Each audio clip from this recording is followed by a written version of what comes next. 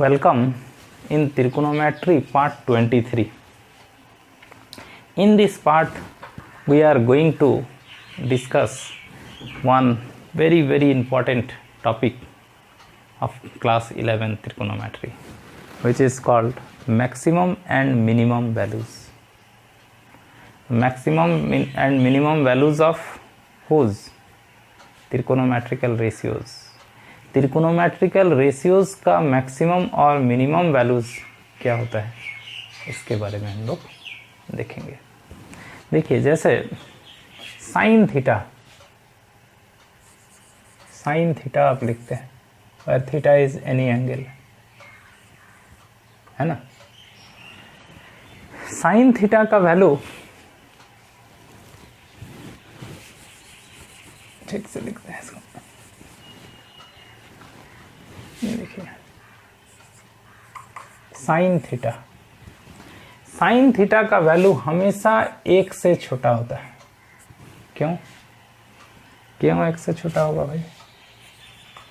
Sine theta होता है perpendicular by hypotenuse, and in A right angle triangle perpendicular is always smaller than hypotenuse. ये perpendicular छोटा होता है, हाइपोटेनस बड़ा होता है। तो साइन थीटा का वैल्यू जब निकालेंगे ये हमेशा डेसिमल में आएगा, जैसे 0.8, 0.7, 0.5, 0.23 ऐसे। देखिए ना, साइन 30 डिग्री का वैल्यू 1/2, 0.5 है, वो सब पॉइंट में आएगा। तो इसलिए हमेशा इसका वैल्यू, चाहे थीटा कितना भी डिग्री हम ले लें, उसका वैल्यू 1 से छोटा आएगा और -1 से बड़ा आएगा। ये भी आपको ध्यान रखना है। जब आपका एंगल ऐसा हो कि परपेंडिकुलर नेगेटिव हो जाए। परपेंडिकुलर नेगेटिव कैसे होगा? जैसे मान लीजिए इधर एंगल है आपका, ये थीटा है। For this angle what will be perpendicular? ये आपका परपेंडिकुलर होगा। हाइपोटेनस तो यही रहेगा, ये बेस हो जाएगा। तो perpendicular will be negative in this case, है क्या? तो साइन थीटा होगा -p/h। परपेंडिकुलर आपका नेगेटिव रहेगा, तो ये पॉइंट में आएगा लेकिन माइनस में होगा। पॉइंट में आएगा, माइनस में आएगा, मतलब माइनस रहेगा और 0.5 इस टाइप का आएगा, या -0.82 इस टाइप का आएगा। तो ये सब जो वैल्यूज होता है ये -1 से बड़ा होता है। साइन का वैल्यू डेसिमल में होगा और नेगेटिव होगा अगर आपका एंगल 180 से ज़्यादा हो, थर्ड क्वाड्रेंट, फोर्थ क्वाड्रेंट में हो, तो वहाँ परपेंडिकुलर नेगेटिव होगा, तो साइन का वैल्यू भी नेगेटिव होगा। और डेसिमल में होगा तो -1 से बड़ा होगा। तो आपको याद रखना है कि साइन थीटा का वैल्यू जब भी आएगा 1 से छोटा और -1 से बड़ा। समझ के बात? मैंने -1 से 1 के बीच में। इसी तरह से सेम आपका कॉस थीटा का मामला है। ये भी -1 से बड़ा और 1 से छोटा। ये बेस बाय हाइपोटेनस होता है और बेस छोटा होता है हाइपोटेनस से, इसीलिए 1 से छोटा। और जब बेस नेगेटिव हो जाए तो नेगेटिव में रहेगा और 1 से छोटा होगा, मतलब -1 से बड़ा या बराबर होगा। ये बात आप ठीक से समझ के रख लीजिए। और टेन थीटा, इसका कोई लिमिट नहीं होता क्योंकि परपेंडिकुलर बाय बेस है, तो ये सीधा -∞ से लेके +∞ तक कोई भी वैल्यू हो सकता है। कॉट थीटा का भी वैसे ही कोई लिमिट नहीं है, ये +∞ से -∞। +∞ मतलब इन्फिनिटी अपने आप में कोई नंबर नहीं है, ये एक सिंबल है। मतलब कोई भी नंबर बड़ा से बड़ा लें वो इन्फिनिटी से छोटा होगा, और कोई भी नंबर छोटा से छोटा लें वो -∞ से बड़ा होगा। तो ये एक बाउंड्री को शो करता है कि जितने नंबर हैं सब इसी के बीच में होंगे, -∞ और +∞ के बीच में। ये अपने खुद कोई नंबर नहीं है। सेक थीटा, ये सेक थीटा जो है ये होता है हाइपोटेनस बाय बेस। तो हाइपोटेनस बाय बेस, हाइपोटेनस बड़ा होता है, बेस छोटा होता है, तो इसलिए ये हमेशा ग्रेटर और इक्वल होगा 1 से। और उसी तरह से बेस नेगेटिव भी हो सकता है, तो उस केस में लेस और इक्वल होगा -1 से। नहीं समझे बात। सेक थीटा का वैल्यू हाइपोटेनस बाय बेस, तो ये 1 से बड़ा आएगा।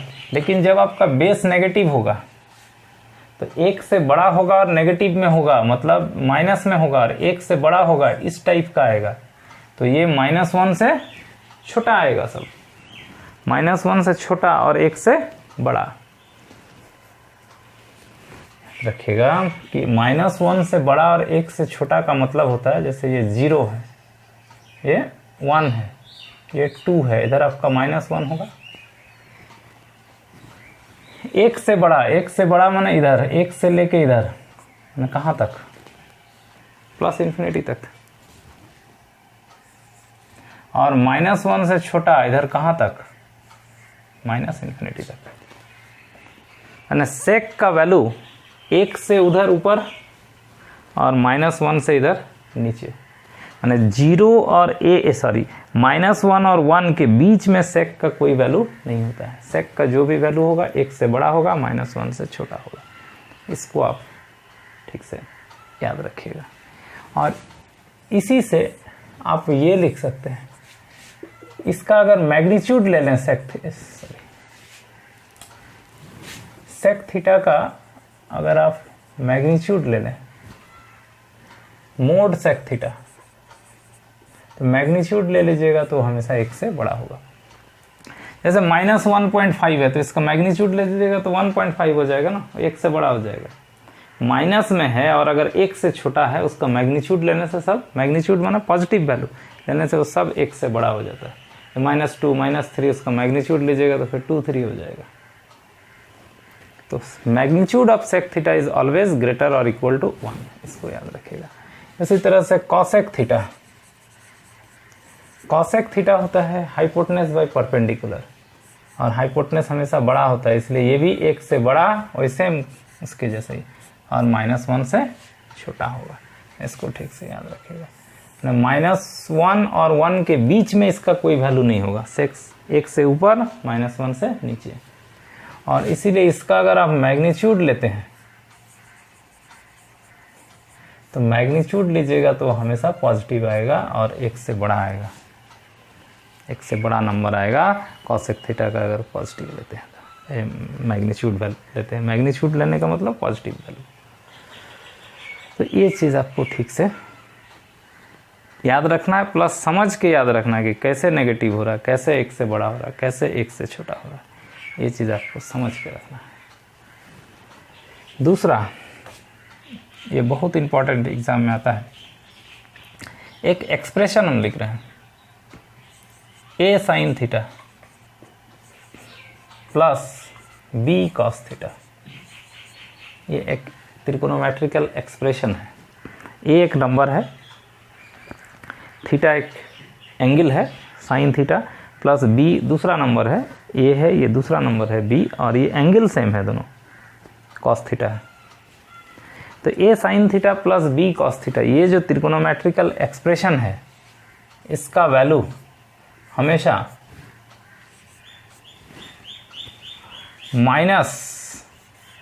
-√अंडर a² प्लस b² से बड़ा या बराबर, और √अंडर a² प्लस b² से छोटा या बराबर। इसको आप याद रखिए। तो देखिए, हमारा जो आज का टॉपिक्स है वो है मैक्सिमम और मिनिमम वैल्यूज। तो जैसे ये हम पढ़े कि साइन थीटा का वैल्यू -1 से बड़ा और 1 से छोटा, मतलब साइन थीटा का जो भी वैल्यू होगा 1 से छोटा होगा। तो साइन थीटा के लिए मैक्सिमम वैल्यू क्या हो सकता है, 1, और मिनिमम वैल्यू -1। उसी तरह से कॉस थीटा का जो भी वैल्यू है -1 से बड़ा ही होगा, मतलब सबसे मिनिमम -1 ही होगा और मैक्सिमम 1 होगा। 10 के लिए +∞ -∞।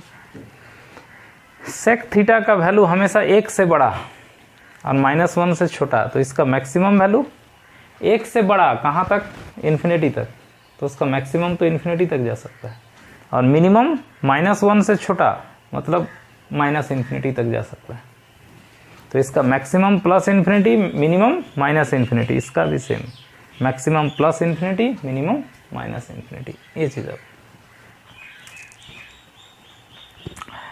कॉट का भी वही है जो 10 का है। इसका वैल्यू, इस तरह का कोई अगर एक्सप्रेशन है तो इसका वैल्यू रूट अंडर ए स्क्वायर प्लस बी स्क्वायर से छोटा होगा और माइनस रूट अंडर ए स्क्वायर प्लस बी स्क्वायर से बड़ा होगा। तो इसका मैक्सिमम वैल्यू हो गया ये रूट अंडर ए स्क्वायर प्लस बी स्क्वायर, और minimum value minus root under ए स्क्वायर प्लस बी स्क्वायर। तो ये रिजल्ट को आप ठीक से याद रखिए, ठीक है। और इसके ऊपर एक सवाल बनाते हैं। तो सवाल यहाँ लिखते हैं, फाइंड द मैक्सिमम को शॉर्ट में इतना ही लिखेंगे, maximum and minimum values of, एक सवाल लिखे,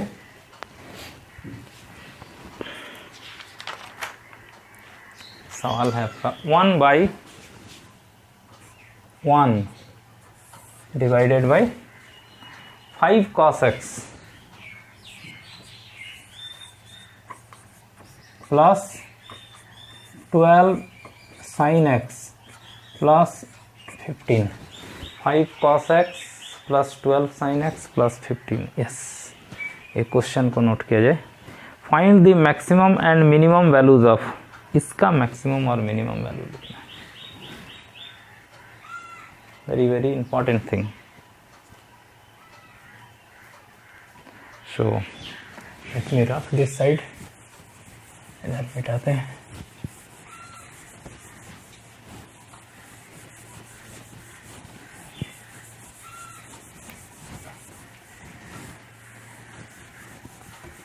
ये सबका काम हो गया है तो अब इसको मिटा देते हैं। आपको मैक्सिमम और मिनिमम वैल्यू निकालना है 1/5 cos x plus 12 sin x plus 15 का।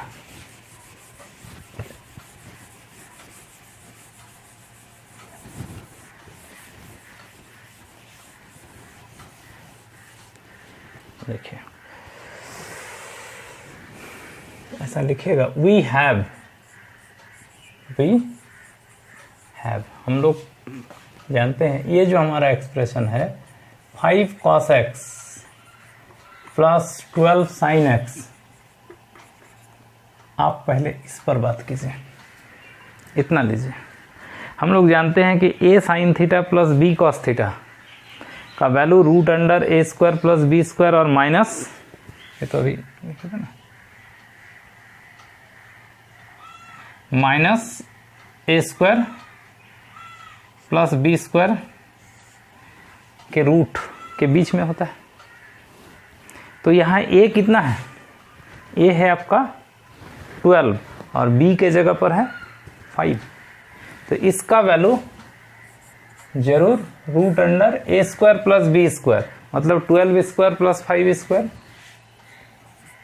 12 स्क्वायर प्लस 5 स्क्वायर से छोटा या बराबर, और माइनस में root under 12 square plus 5 square से बड़ा या बराबर होगा। ये रिजल्ट को यूज़ कर दिए। बोलिए समझ में आया? ये लिख सकते हैं ना। हमारा क्वेश्चन कुछ और है, अभी फिलहाल देखते जाइए। क्वेश्चन में 1/, है, कभी कभी परीक्षा में इतना भी आता है शॉर्ट क्वेश्चन में। हमारा क्वेश्चन तो दूसरा है, अभी यहाँ प्लस 15 भी है, ठीक है। तो ये कितना होगा, 144, 25, 169, 13 होगा, माइनस 13 से बड़ा या बराबर 5 cos x plus 12 sin x less और इक्वल, ये 13 आएगा, प्लस 13,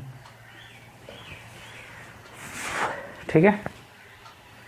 हमारा ये जो नीचे का एक्सप्रेशन है 5 cos x plus 12 sin x plus 15 है, यहाँ एक और टर्म है प्लस 15, तो +15 जब आप यहाँ ऐड करेंगे तो यहाँ भी ऐड कर दीजिए और यहाँ भी ऐड कर दीजिए, तीनों में ऐड कर देंगे तो ये आ जाएगा बीच में 5 cos x + 12 sin x + 15। तो क्या मिला हम लोग को फाइनली, ये हो गया आपका 2 से बड़ा होगा 5 cos x + 12 sin x + 15, और ये कितना हो गया, बोलिए बात समझ में आया? ठीक से देखिए इसको, ये इन इक्वेशन का काम भी आपको समझ में आ जाएगा। ये सब कोई इन इक्वेशन बोलते हैं जब ये लेस और इक्वल, ग्रेटर और इक्वल रहता है। तो ये इन इक्वेशन अलग से एक चैप्टर पढ़ेंगे, वहाँ और डिटेल से बहुत कुछ सीखेंगे उसमें। फिलहाल इतना तो आपको आना चाहिए। हमारा क्या था, 1/, में था इतना नहीं क्वेश्चन में, तो उसको 1/, कर लीजिए। अब ये देखिए, ये सबसे इम्पोर्टेंट चीज़ है, इसको आप ठीक से समझ लीजिए। इसको हम कर रहे हैं 1/, 5 cos x + 12 sin x + 15, 1/, कर दिए। बहुत ध्यान से इसको, ये 1/28 है तो इसको 1/28 कर देंगे, और ये 2 है तो इसको 1/2 कर दिए। सबको 1/, कर दिए। सबको जब 1/, कर देंगे ना तो ये जो साइन है ना ये रिवर्स हो जाएगा। ये ग्रेटर और इक्वल था ना, ये लेस और इक्वल हो जाएगा। ये इधर से लेस और इक्वल था, ये इधर से हो जाएगा ग्रेटर और इक्वल। ठीक से इसको देखिए, इसको जब 1/, किए तो ये भी 1/, हो जाएगा, ये भी 1/, हो जाएगा, ये साइन सब घूम जाएगा। ये लेस और इक्वल था, ग्रेटर और इक्वल हो जाएगा। ये ग्रेटर और इक्वल था, लेस और इक्वल हो जाएगा। समझे? इसको आप ठीक से समझ के रखिएगा। तो इसका वैल्यू 1/28 से बड़ा या बराबर, और 1/2 से छोटा या बराबर। इसका वैल्यू हमेशा 1/2 से छोटा होगा या बराबर हो सकता है। मतलब 1/2 जो है वो मैक्सिमम है, उससे बड़ा नहीं हो सकता, उससे छोटा ही होगा। तो इसलिए मैक्सिमम वैल्यू हो गया आपका 1/2, एंड मिनिमम वैल्यू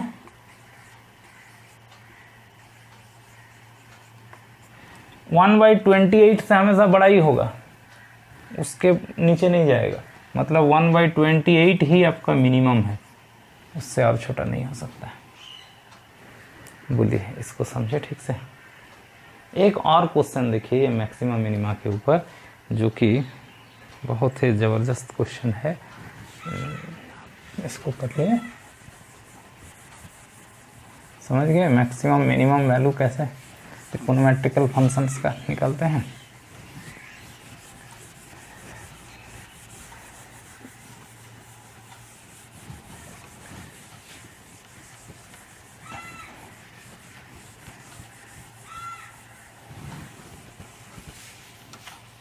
एक और सवाल देखिए, सवाल लिखिए number 2, find the maximum and minimum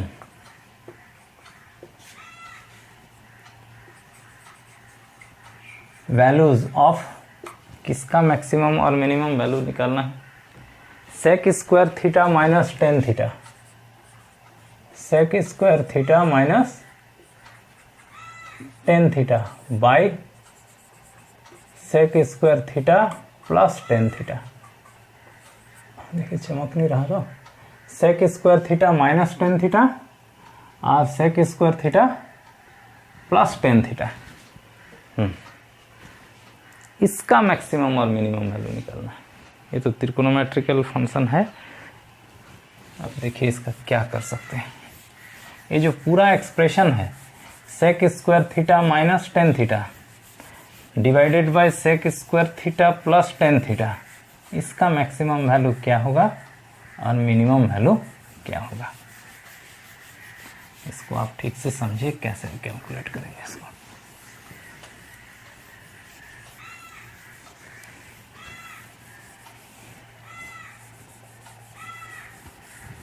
देखिए इसके लिए क्या कीजिए आप, लेट ये पूरा एक्सप्रेशन को y मान लीजिए,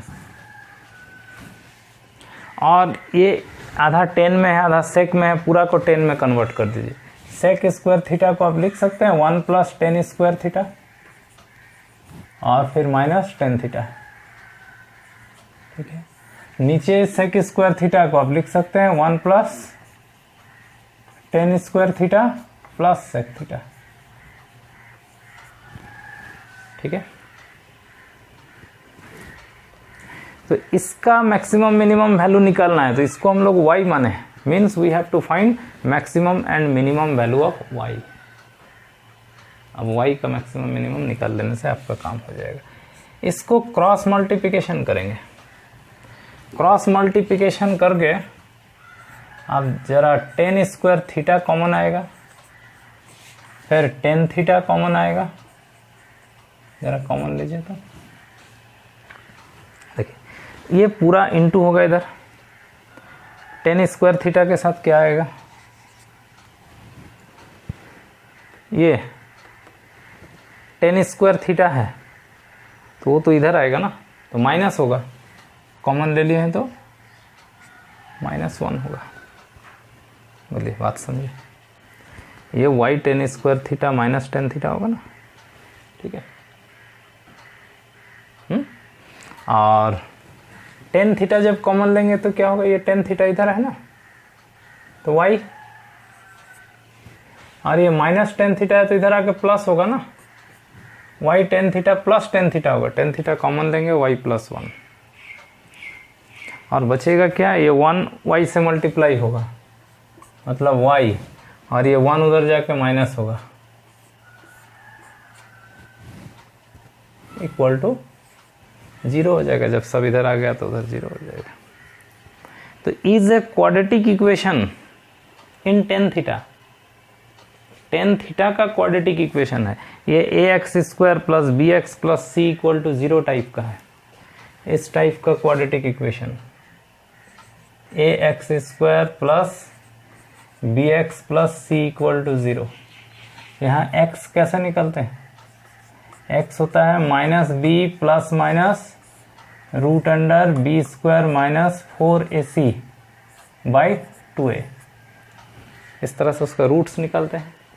और x जब रियल हो, फॉर रियल x माने इसका रूट्स जब रियल हो तो डिस्क्रिमिनांट होता है ग्रेटर और इक्वल टू 0। डिस्क्रिमिनांट मतलब b² - 4ac, ये ग्रेटर या इक्वल टू 0 होता है फॉर रियल रूट्स या फॉर रियल x। ये पढ़े होंगे आप 10th क्लास में, इसको आप रिकॉल कर लीजिए फिर से। तो ये टेन थीटा का क्वाड्रेटिक इक्वेशन है, ठीक है। और चूंकि यहाँ थीटा एक एंगल है, रियल एंगल है, तो टेन थीटा रियल होगा for real value of tan theta, है ना। टेन थीटा का वैल्यू कोई रियल नंबर होगा, थीटा रियल नंबर है तो टेन थीटा भी रियल नंबर होगा। तो जब टेन थीटा रियल होगा तो ये क्वाड्रेटिक इक्वेशन है, उसका डिस्क्रिमिनांट ग्रेटर और इक्वल टू 0 होगा। डिस्क्रिमिनांट मतलब b² - 4ac, यहाँ b कितना है, ये है आपका b, ये है b के जगह पर ax² + bx + c टाइप का है, तो b² - 4ac, a मतलब और c मतलब ये होगा आपका ग्रेटर और इक्वल टू 0। देखिए समझे कि नहीं इसको ठीक से। ये हो गया b² - 4 × a × ac। इसको थोड़ा सिंप्लीफाई कीजिए,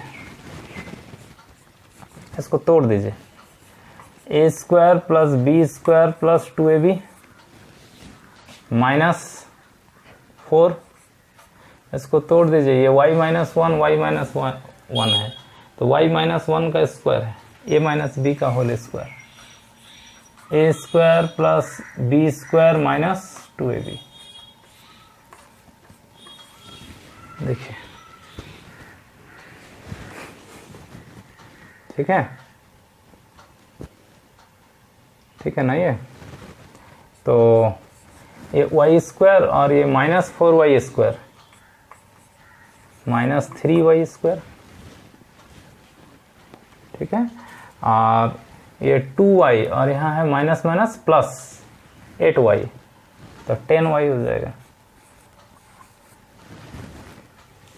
और ये है आपका -4 + 1, तो -3। फिर से देखिए ठीक से, -4y² + y² -3y² और +10y और ये 2y, सॉरी +8y और ये 2y मिलकर 10y, ये -4 हो जाएगा और +1 तो -3। This is called in equation. इसको जरा इक्वेशन 1 मानिए। ये एक्सप्रेशन -3y² + 10y -3 ग्रेटर और इक्वल टू 0 है, तो y का वैल्यू क्या होना चाहिए, ये हम लोगों को निकालना होगा। इसका वैल्यू अगर ग्रेटर और इक्वल टू 0 है तो y का वैल्यू कहाँ से कहाँ तक होगा या कितना होगा, ये आपको समझना सबसे इम्पॉर्टेंट है। ये क्वेश्चन से ज़्यादा इम्पॉर्टेंट ये है। ये चीज़ और दूसरे क्वेश्चन में भी तो अप्लाई होगा, तो इसको आप ठीक से समझिए। आप ऊपर का मिटाते हैं, y का वैल्यू निकालना है हम लोग को। ये पूरा एक्सप्रेशन को y माने हुए है।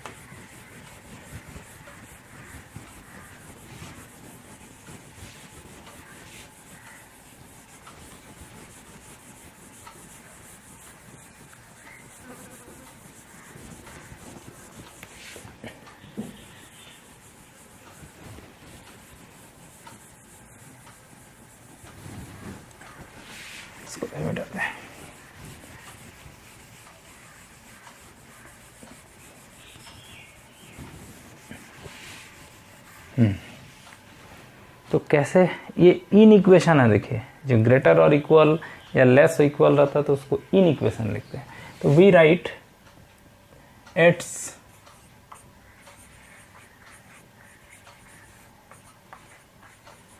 कॉरस्पॉन्डिंग इक्वेशन इज, इसका कॉरस्पॉन्डिंग इक्वेशन क्या होगा? कॉरस्पॉन्डिंग इक्वेशन मतलब -3y² + 10y -3।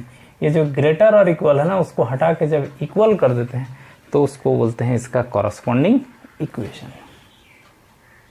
ठीक है, इसका ये इन इक्वेशन था, इसका ये इक्वेशन हुआ। यहां से आप y का वैल्यू निकालिए।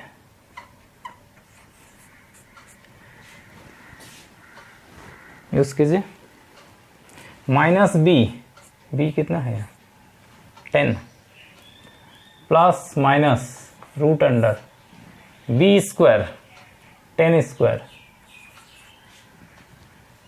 -4ac 4a -3 c also -3 by 2a, a means -3।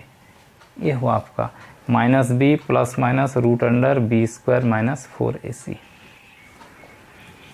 तो ये होगा -10,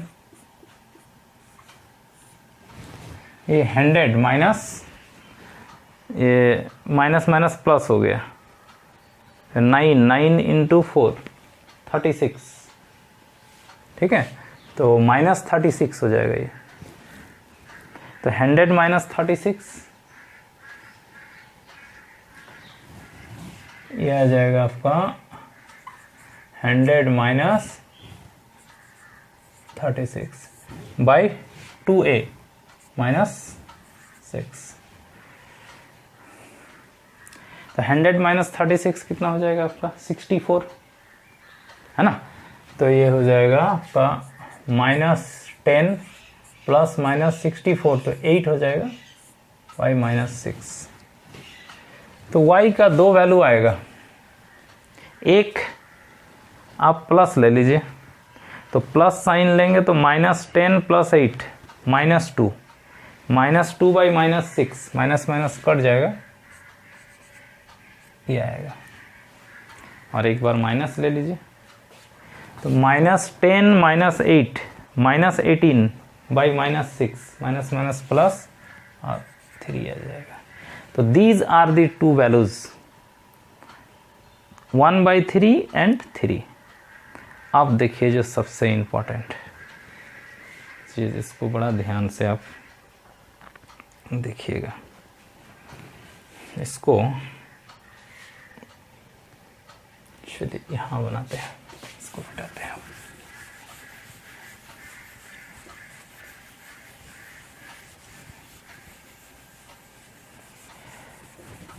बार बार कह रहे हैं ये बहुत इंपॉर्टेंट है, इसको ध्यान से देखिए। देखिए ये था आपका in equation -3y² plus 10y minus 3 greater और इक्वल टू 0। तो देखिए ये जो चीज़ है ना, इसको बोलते हैं क्वाड्रेटिक एक्सप्रेशन। इतना को क्या बोलते हैं? Quadratic expression. इसमें ये लेस इक्वल ग्रेटर इक्वल लग गया तो ये क्वाड्रेटिक इन इक्वेशन, उसका कॉरस्पॉन्डिंग इक्वेशन और उसका ये सॉल्यूशन लिखिएगा। देयरफॉर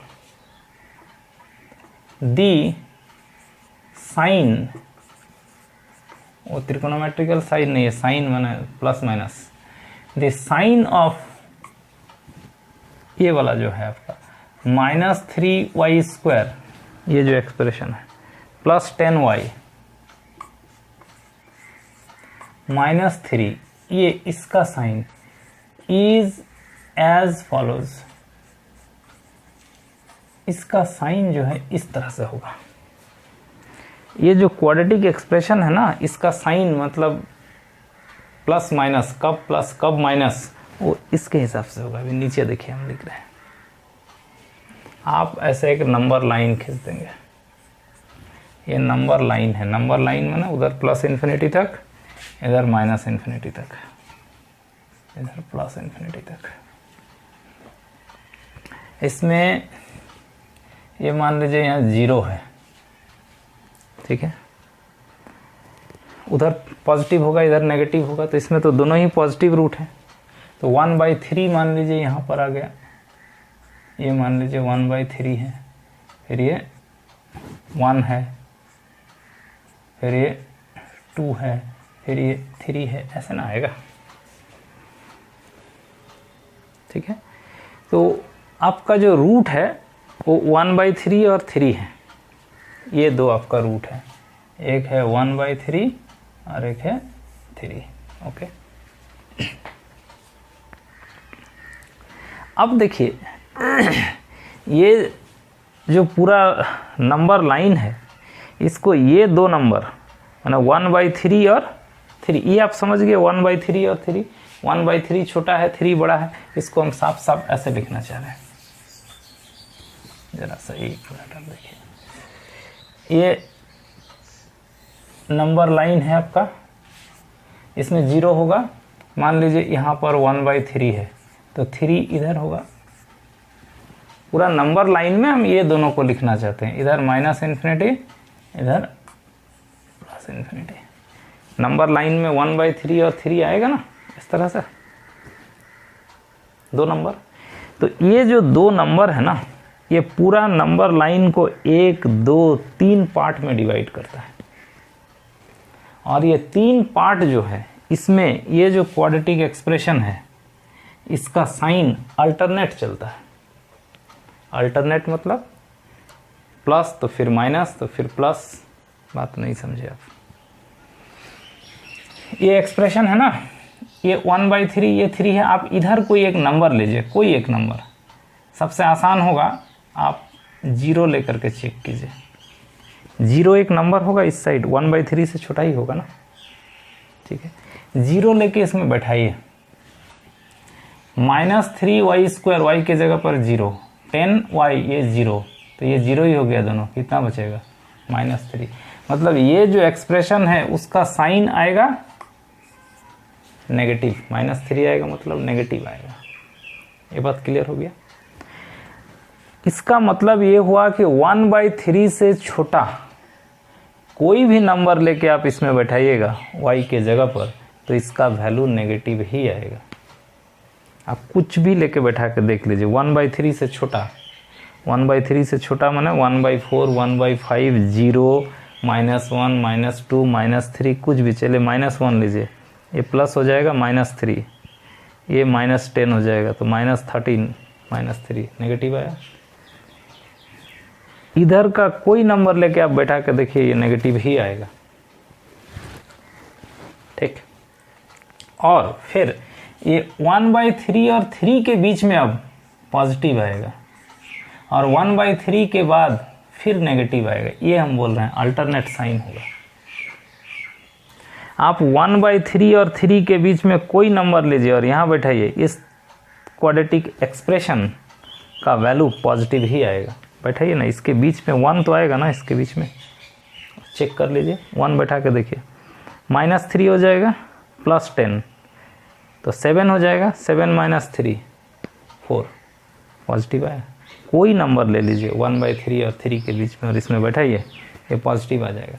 और 3 के बाद का कोई नंबर ले लीजिए 4, 5, 6 उधर, ये आपका नेगेटिव आएगा। आप बैठा के देख लीजिए, 4 बैठा लीजिए, 16, 48, फिर ये हो जाएगा 4 तो ये हो जाएगा 40 तो -64 + 40 -14 -3 -17 नेगेटिव आएगा।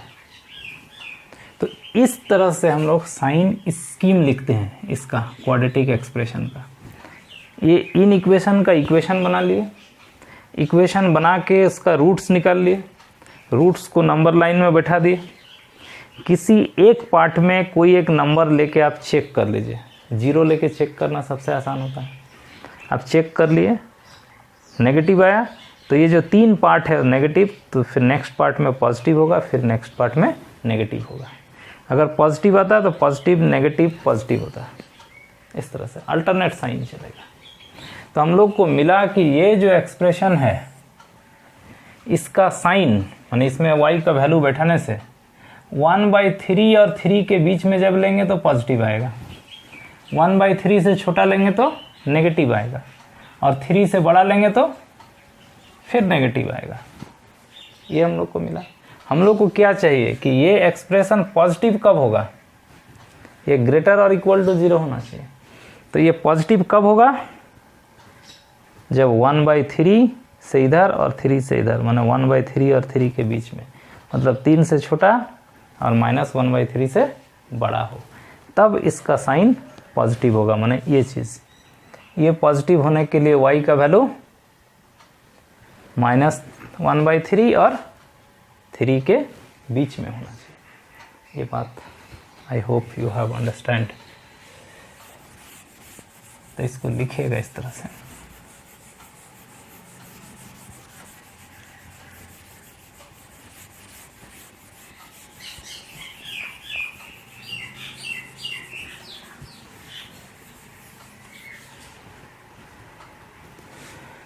दिस इम्प्लाइज, हमको क्या चाहिए था कि वो जो हमारा एक्सप्रेशन था -3y² + 10y -3, ये ग्रेटर और इक्वल टू 0 था।